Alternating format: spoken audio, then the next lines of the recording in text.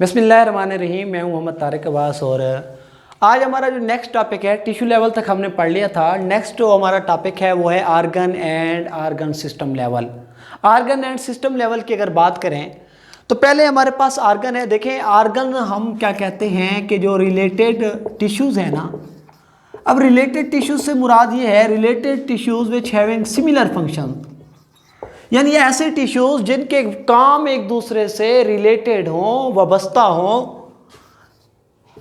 With respect to their functions, यानी अपने काम के लिहाज से, अपने फंक्शंस के लिहाज से अगर ऐसे टिश्यूज जो एक दूसरे से रिलेटेड हों तो रिलेटेड फंक्शन वाले टिश्यूज मिलकर जो सिस्टम बनाते हैं उसे हम नाम देते हैं आर्गन्स का। उसे हम क्या नाम देते हैं?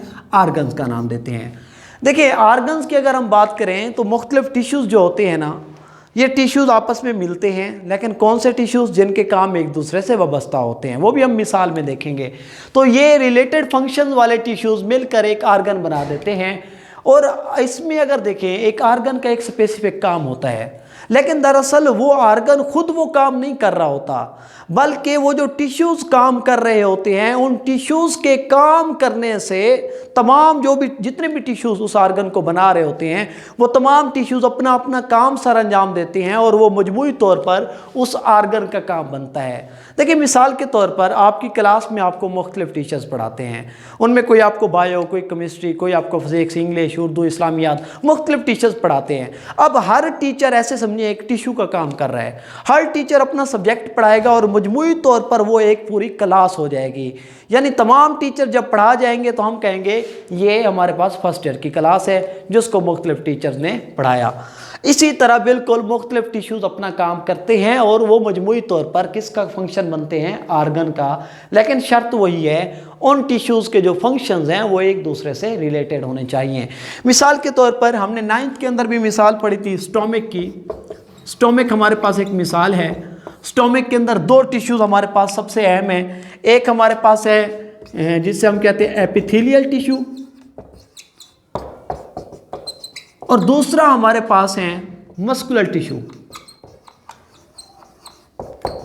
अब देखें, आम हालात में हम जब बात करते हैं आर्गन की, और कौन से आर्गन की? स्टोमिक की, तो इसका मेन काम क्या होता है स्टोमिक का?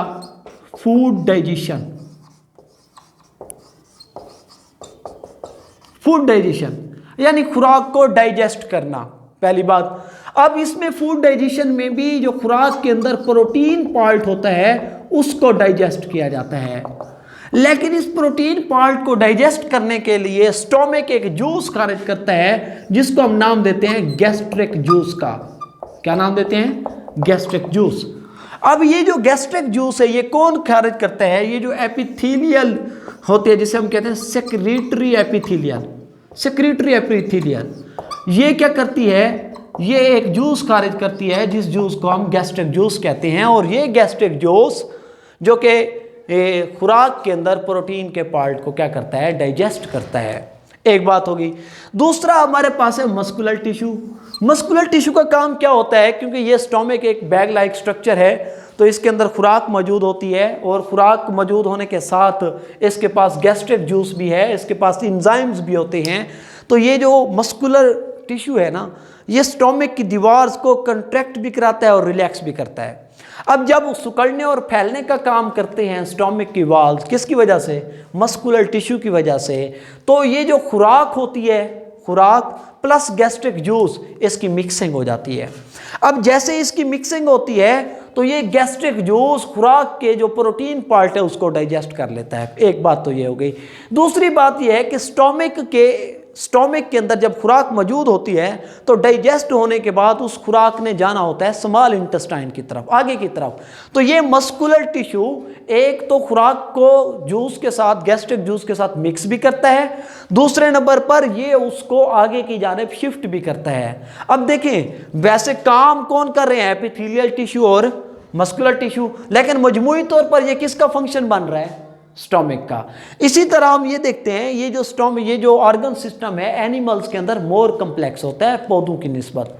पौधों के अंदर सिंपल स्ट्रक्चर मौजूद होती हैं। मैं एक मिसाल देता हूँ। पौधों के अंदर एक स्ट्रक्चर है, रूट है, एक स्ट्रक्चर शूट है, ठीक है, लीव्स हैं, उसके अलावा हम कहते हैं लीव्स के अलावा फ्लावर है। ये 4 अगर मेन स्ट्रक्चर की बात की जाए तो देखें रूट का काम क्या है। रूट का काम सिंपली है एंकरेज। एंकरेज का मतलब है जकड़े रखना पौधे को जमीन के अंदर, plus water and mineral absorption. Mineral का मतलब होता है नमकियात वगैरह को एब्जॉर्ब करना और पौधे को देना। इसके अलावा फूड स्टोरेज भी ये करते हैं, रूट्स फूड स्टोरेज का काम भी करते हैं। ये स्पेसिफिक फंक्शन है। शूट का काम क्या है, ये पौधे को सपोर्ट प्रोवाइड करती है, ओवरऑल सपोर्ट प्रोवाइड करती है। लीव्स का काम क्या है, एक तो इसमें स्टोमेटा है और स्टोमेटा आपको पता है गैसों के तबादले के लिए इस्तेमाल होती हैं। नंबर 2 इसके अंदर मीजोफिल सेल्स होते हैं। अब ये जो मीजोफिल सेल्स हैं, ये मीजोफिल सेल्स फोटोसिंथेसिस में मदद देते हैं, खुराक की तैयारी में मदद देते हैं, जो कि पौधों का सबसे बहुत अहम फंक्शन है।